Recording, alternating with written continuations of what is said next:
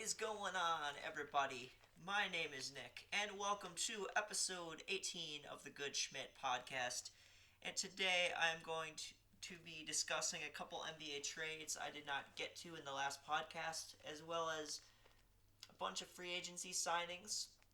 And the reason being is because the reason I am talking about this is because the NBA season just started last night on the day I recorded this, Tuesday night. And today is Wednesday, and it is the first full night of NBA games. And I just thought it would be a good idea to talk about all the free agency signings. And there was a couple trades I did not get to, and I'm going to start with that.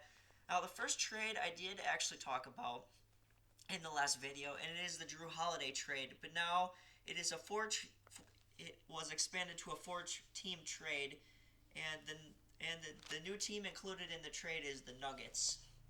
So it still includes the Bucks, Pelicans, and Thunder, but now the Nuggets have been included. So let's go through what each team received, starting with the Milwaukee Bucks. They of course received Drew Holiday, and they received the number 60th or the 60th overall pick in the draft. Who was drafted by the Pelicans? They drafted Sam Merrill, and the Bucks received him in the trade. The Pelicans received Steven Adams from Oklahoma City, Eric Bledsoe from the Bucks. Two first-round picks, a 2025 pick and a 2027 pick from the Bucks, as well as a 2024 and 2026 pick swap from the Bucks. Oklahoma City received George Hill from Milwaukee, and they also received Josh Gray, Kendrick Williams, Zylan Cheatham, Darius Miller, and a 2023 protected first-round pick via Denver, as well as two second-round picks. So they got a lot from Denver. And then the Denver Nuggets drafted R.J. Hampton with the pick they got from Milwaukee, which was pick 24. And in addition, Steven Adams signed a 2-year, $35 million extension with the Pelicans, according to Zach Lowe. And the next trade I want to talk about is one I did not mention in the video. I left it out in my trades video because it didn't happen until recently.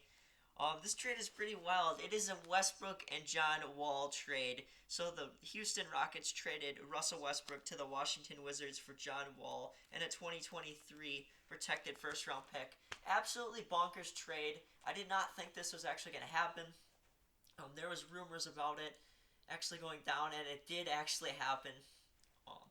I think this is actually a huge win for the Wizards. They get a winning player in Russell Westbrook. He'll hopefully lead them to the playoffs, I think. And the Rockets get John Wall, a guy who hasn't played in like 2 years. We'll see what he does in Houston. It should be interesting to see how it works out on the Rockets' end of things. Now on to the free agency signings. I'm going to go team by team, talk about all 30 NBA teams, and just give my overall thoughts on if it was a positive free agency period for them or a not so positive period for each team. And I'm going to start with the Atlanta Hawks. The first signing I'm going to talk about is that they signed Rajon Rondo to a 2-year, $15 million deal. I think this is a great signing for them. They signed in, and I'll get into each signing as I go through. I'll go through the whole list of signings and then talk about my overall thoughts after I talk about each signing. Okay, so yeah, they signed Rondo. They signed Danilo Gallinari to a 3-year, $61.5 million contract. They signed Bogdan Bogdanovic to a $72 million 4-year deal. They signed Chris Dunn to a 2-year, $10 million deal as well. Overall, I think this is a great free agency period for the Hawks. They get a veteran point guard in Rajon Rondo who can really be a leader for them. He just came off winning an NBA championship with the Lakers, and he also won a championship with the Celtics in 2008, so he should provide great leadership for the young Hawks team. Gallo's a nice veteran pickup. He can provide shooting for them, either in the starting lineup or off the bench, depending on how they want to use him. They got another shooter in Bogdan Bogdanovic, who the Bucks tampered to get. I'm not going to talk about that, but yeah, the Hawks ended up landing Bogdan, good signing for them, and then they got a solid backup point guard in Chris Dunn. So that is the Hawks free agency signings. Moving on to the Hornets. Their only major signing was signing Gordon Hayward to a 4-year, $120 million deal. I think this is a nice pickup for him, but they're going to need him to stay healthy. I think he got injured. Um, Correct me if I'm wrong, but I think Gordon Hayward already is injured. So, but I still think this is a good signing for the Hornets if he stays healthy. Nice veteran pickup for them. Moving on to the Miami Heat's free agency signings. They signed Goran Dragic to a 2-year, $37.4 million deal. They signed Avery Bradley to a 2-year, $11.6 million contract. They also signed Mo Harkless to a 1-year, $3.6 million deal. And the big signing for them was locking up Bam Adebayo on a max deal, 5 years, $163 million. So overall, great free agency period for the Heat. They got a veteran shooter off the bench in Avery Bradley. They got a really good defender in Mo Harkless. They got their leading scorer in the bubble playoffs, and in the bubble in general, in Goran Dragic, re-signed. That was huge. And they also signed their all-star in Bam Adebayo to a max contract. So great stuff here from the Heat. Moving on to the other Florida team in the Orlando Magic, they re-signed MCW. They re-signed Gary Clark to a 2-year deal. They just recently re-signed Markelle Fultz to a 3-year, $50 million extension. And they extended Jonathan Isaac to a 4-year, $80 million extension. So I'd say a decent free agency period from the Magic. They did locking up Jonathan Isaac was a good idea. Fultz, we'll see if he pans out. He's still really young and developing, so I can't really say too much about Fultz. And they signed a couple other bench warmers. So that is the Magic. To the Wizards, they really didn't do much. All they did was sign Robin Lopez and Raul Nieto to 1-year contracts. Their one positive was they locked up Davis Bertans long term to a 5-year, $80 million deal. So I did like that from the Wizards front, but other than that, they didn't do a whole lot because they traded for Russell Westbrook. So yeah, really, the Wizards signing Davis Bertans is definitely their best move. Other than that, they just signed some guys to come off the bench in Lopez and Nieto. Or Nato, I should say, not Nieto, and Raul Nieto.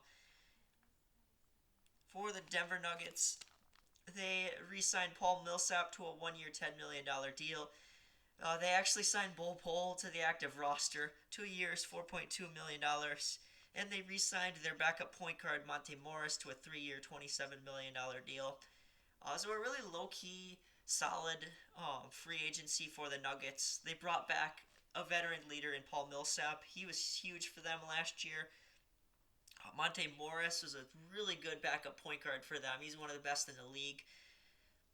And they got Bol Bol, so it'll be interesting to see how Bol Bol develops. So I do really like Denver's free agency. I think it's super underrated. As for the Timberwolves, their only major signing was bringing in Malik Beasley for a 4-year, $60 million deal, and I think he recently got in trouble with the law. So yeah, Minnesota didn't really do too much because they're a rebuilding team, and they had the number 1 overall pick in Anthony Edwards. So yeah, Minnesota is still developing as a team.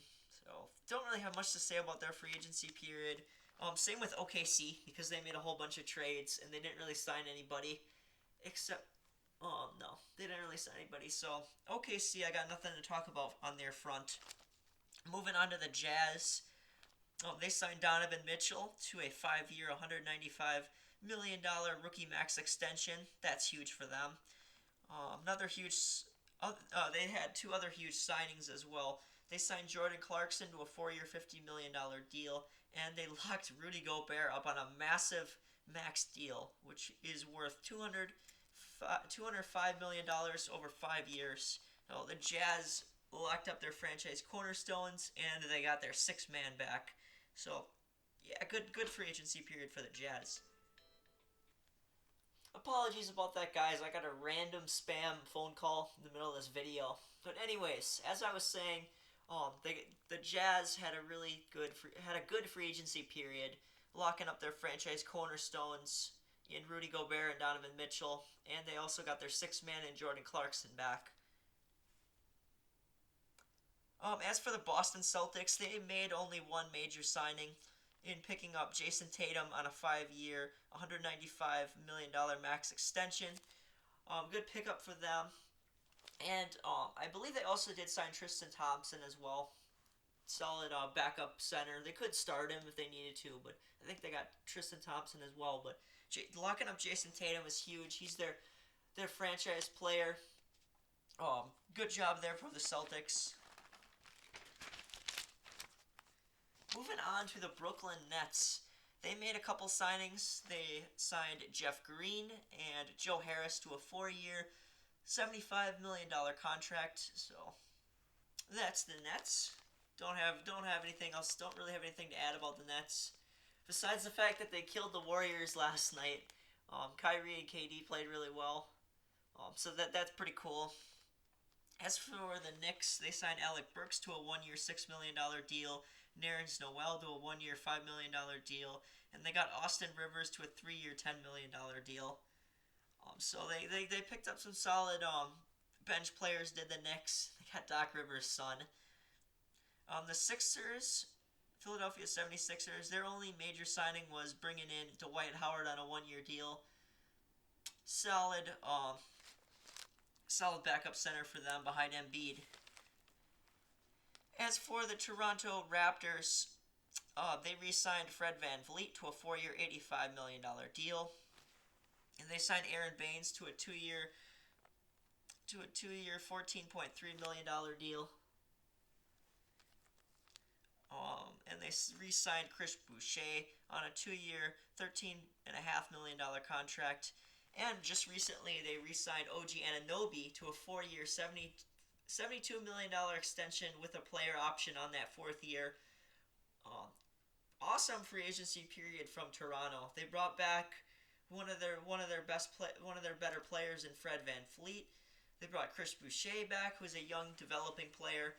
They got Aaron Baines. They got They got the best center on the market, and they re-signed another really good young developing player in OG Anunoby long term. So I got to give props for the Raptors for going out and re-signing some guys that are key to their team, as well as bringing in the top center on the market.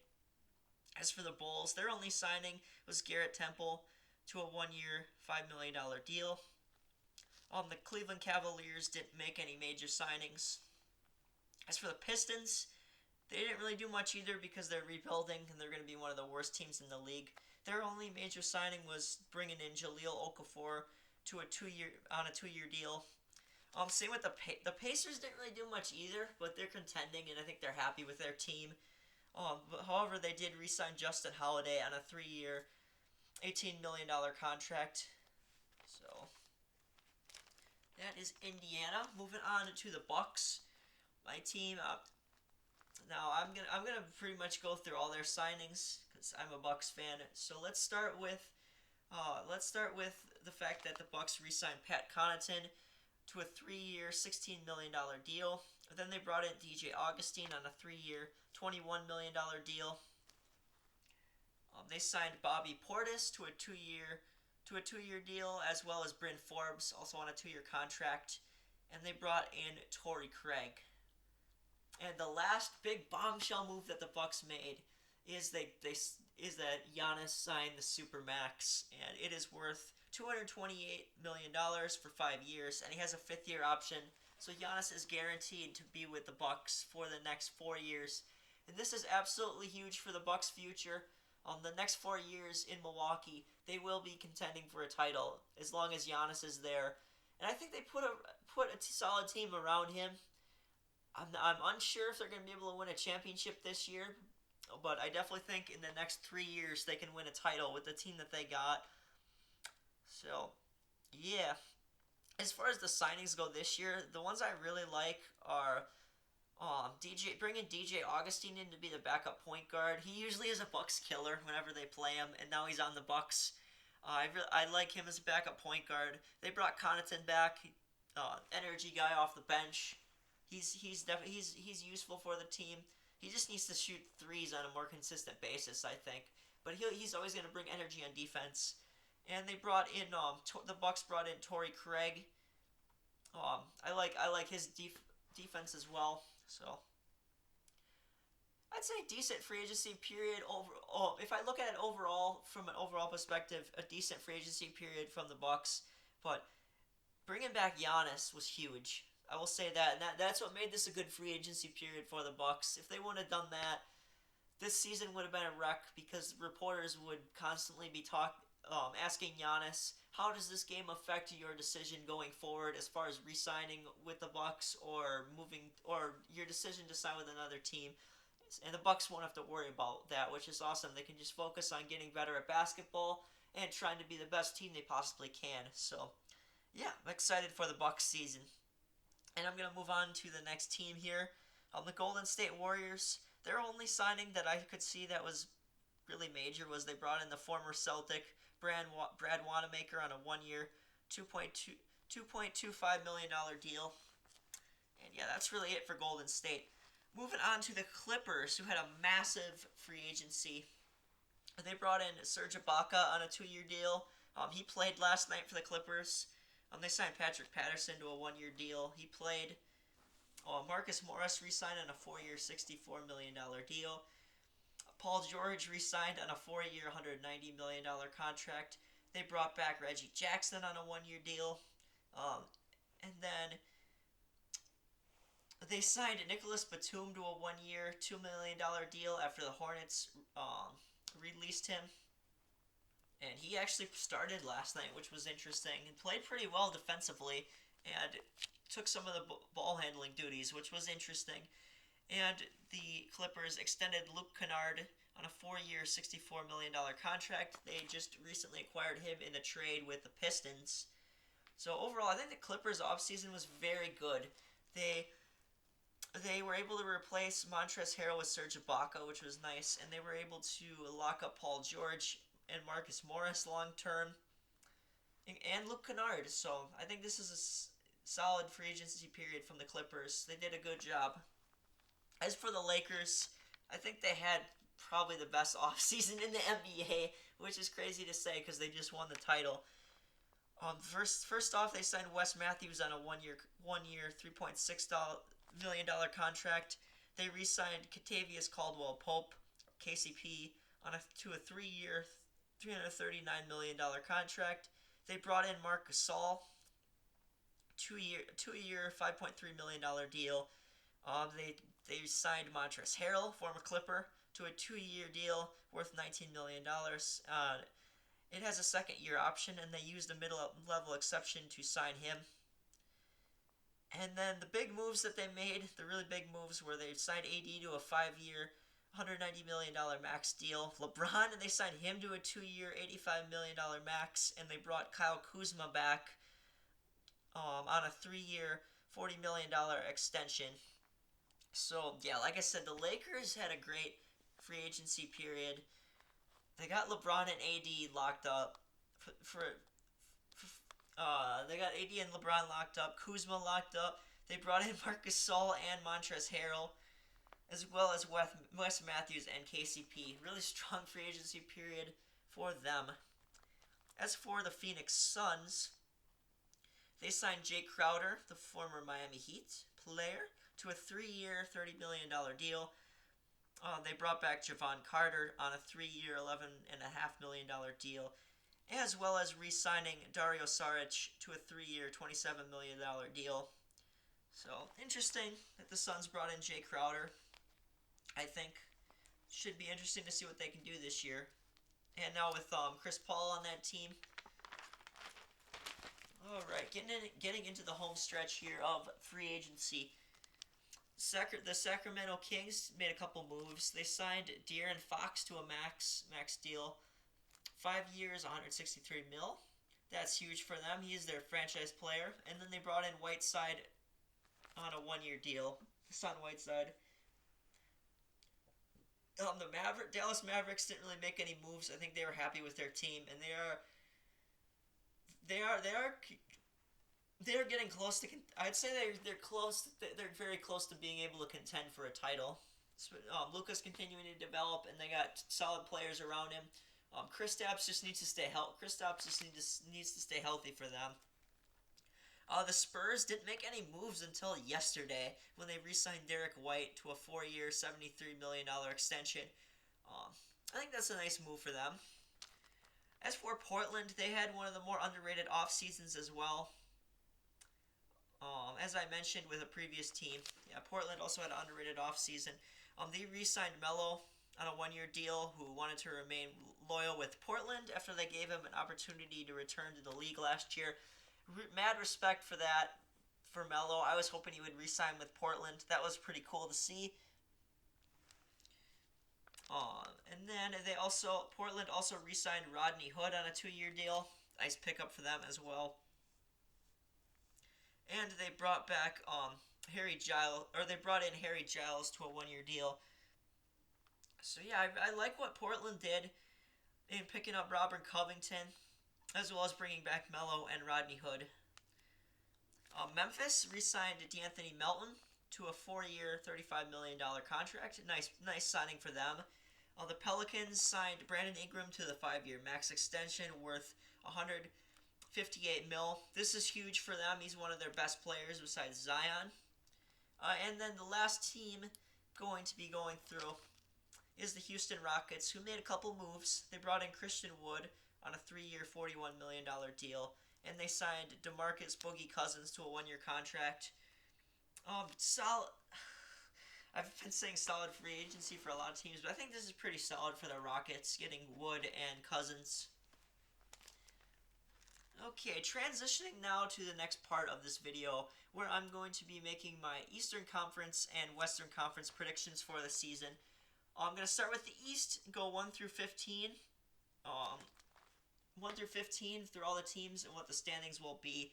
I'm going to start at the bottom and make my way up to number 1. So, bottom feeders in the league, I've got the Detroit Pistons, the Knicks at 15, the Knicks at 14, Cavaliers at 13, Bulls at 12, Hornets at 11, Magic at 10, Hawks at 9, and then for the playoff teams, I've got the Wizards at getting the 8th seed, the Pacers will be the 7th seed, the Nets at 6, Sixers at 5, Raptors at 4, Celtics at 3, Bucks at 2, and Heat at 1. Now I'm going to give my rationale for these standings here. So I think the Pistons, Knicks, Cavs, and Bulls definitely are the worst teams in the league. That's why I put them near the bottom. I think the Pistons are the worst because they had a really weird offseason. They made moves like they're contending, but the guys they got really don't fit their team, and that's why I put them at the bottom. The Knicks are slightly better, I think, than the Pistons. I do like their pick of Obi Toppin.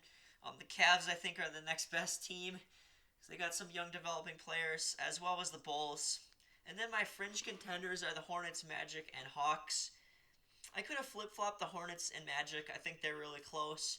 The Hawks are very close to making the playoffs. I don't trust their defense yet. I think they're going to have a really good offense, though. As far as the playoff teams go, I do have the Wizards getting in, mainly because of Russell Westbrook. I think he's going to help lead them to the playoffs. And then the Pacers, I think they're still a solid team, but I don't think they're any better than the Nets, who have Kevin Durant and Kyrie Irving. And they have some other solid players around those guys in Spencer Dinwiddie and Karis LeVert. And Joe Harris. So, yeah, that's why I have the Nets at 6. The Sixers, they're iffy. I mean, Embiid's conditioning isn't always there. Ben Simmons can't shoot. And it's just, I'm not a fan of the Sixers team, really. I don't think they're going to be any higher than the 5th seed. And I think the top 4 teams are pretty definitive for me. I like the Raptors a lot. They're really well coached by Nick Nurse. They play together well. They shoot the ball well. So I like them as the 4th best team in the East. Boston, again, really well coached team. They were just in the Eastern Conference Finals last year. Their team, they didn't lose anybody really on their team besides Gordon Hayward, who's hurt anyways a lot. So, and they still have Kemba Walker. So,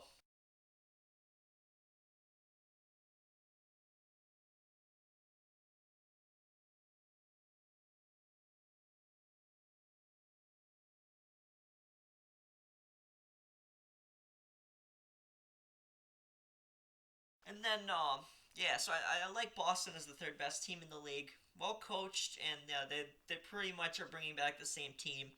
The Bucks. The reason I have them at number two is because I'm scared of Miami. But yeah, I really like the Buck. I still really like the Bucks. Obviously, they got Giannis. They brought in Drew Holiday. Definitely think he's an upgrade over Bledsoe. And they still have DiVincenzo and Brook Lopez, and Chris Middleton is still Giannis's co-star. So Bucks at two. The reason I have Miami at one is because I think they have the best coach. I think they do have the best coach in the league, in Eric Spoelstra, or if not one of, he may be the best, if not one of the best coaches in the league. They have multiple All Stars in Bam and Jimmy Butler, who can dominate a game at any point. Got a young ascending player in Tyler Hero. Duncan Robinson can shoot as well. They brought in some bench guys in that are really good in Mo Harkless and Avery Bradley. And you got Goran Dragic coming back. So I think the Heat are the best team in the East, and that is why I'm picking the Miami Heat to win the Eastern Conference Finals in 7 over the Bucks. So that is my Eastern Conference predictions. As for the Western Conference, here are the standings that I got. I've got the Oklahoma City Thunder at 15, the Spurs at 14, the Minnesota Timberwolves at 13, Sacramento Kings at 12, New Orleans Pelicans at 11, Memphis Grizzlies at 10, Phoenix Suns at 9, Portland Trailblazers at 8, Golden State Warriors at 7, Utah Jazz at 6, Houston Rockets at 5, Dallas Mavericks at 4, Clippers at 3, Nuggets at 2, and Lakers as the top team. As for my bottom teams, I definitely think the Thunder are the worst team in the league. They traded away like the house to get a bunch of draft picks, so they're clearly tanking for a top draft pick next year, and next year's draft class is absolutely loaded. Spurs, they're rebuilding. I think they're going to be a bottom feeder team. The Timberwolves and Kings are still developing in young teams, so they're near the bottom of the league. Fringe playoff teams for me are the Pelicans, Grizzlies, and Suns. I think either of those three teams could be in over Portland or Golden State. Yeah, I think 7 through 11 is absolutely a toss-up. I do feel pretty confident that Portland will make the playoffs, as long as they're healthy. That's why I put them as the 8th seed, because I'm just not sure if they're going to stay healthy. I did actually have the Warriors at the 8th seed originally, but I moved them up because I think Wiseman and Curry will be good for them. But yeah, really 7 through 11 you could flip around. Like I don't care what your order is there. That's just the order I put them in. I think 1 through 6 is more definitive. I like Utah at 6. That's where they've been the last like 3 or 4 years. Their team is still really solid. The Rockets, I think they're not going to be any higher than 5. And if they trade Harden, they could slip further. I like the Mavericks to be one of the top 4 teams this year. I think they're going to continue to develop into being a really great team. And then 1 through 3 is definitive to me. I put the Nuggets at 2 because they're still a really underrated team. They do a lot of things well, so I think they're going to be better than the Clippers, who are still a really good team. And I think they're hungry to beat the Nuggets this year, and I think they will. And the Lakers are still a top team for obvious reasons. You still got LeBron and Anthony Davis, and they improved their team overall in the offseason. And that is why I am picking the Lakers to win the Western Conference in 6 games over the Clippers. And then my finals prediction will be the Lakers repeating as champions, defeating the Miami Heat in 6. So that is going to do it for episode 18 of the Good Schmidt podcast. Really looking forward to seeing what happens this NBA season, as well as watching some Bucks games this year. So once again, this has been the Good Schmidt podcast. My name is Nick, and I am signing out.